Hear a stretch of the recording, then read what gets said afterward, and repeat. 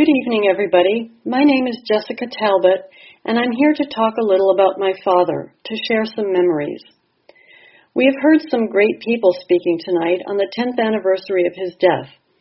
His agent, movie directors, film critics, and many others worked in the movie business with him and recognized what a fantastic talent he was.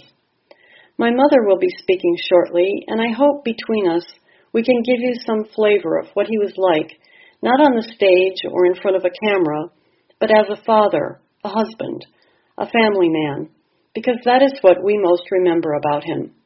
My father didn't win any Oscars for being a father, but for me, it was his greatest achievement. My first memory of my father, when I was no more than 3 or 4 years old, was when he took me out onto the Pacific in his beloved yacht. It is something that he would do quite often, especially during the warmer months, when his filming schedule allowed it. I was fascinated by two things that day: the huge size of the ocean, something I hadn't been aware of standing on a beach, and the second thing was my father's enormously hairy chest, which I could see through his unbuttoned navy shirt. I don't remember anything he said to me that day, but on future occasions on that boat, he used to tell me that the world was mine if I wanted it, that I could do anything I wanted to. He would tell me the only limit was the limit of my ambition. I have my father to thank for the belief that he gave me even from my youngest days. My father would use that boat as a way of escaping the hectic world of Hollywood. He used to be so happy when we were out there, sometimes with my mother, sometimes just the two of us. Sunlight coming off the waves and wind blowing our hair into our faces.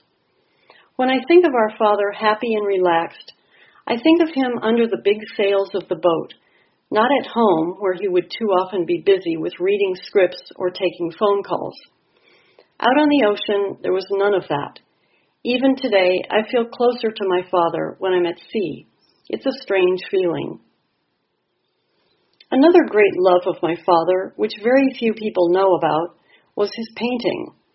Next year, we hope we'll be able to publish a book of his best pictures.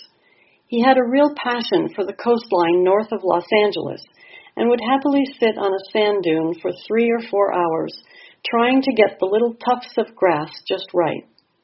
To me, it seemed frustrating, but I know he used to enjoy that. It was his land boat, and he was very good at it, as he was with everything he tried, of course.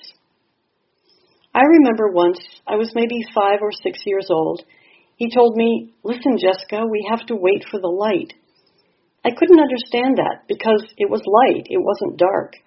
And then suddenly the sun came from behind the clouds, and my father smiled. That smile millions fell in love with up on the screen. I got to see that smile every day. He smiled it just for me. That was my dad.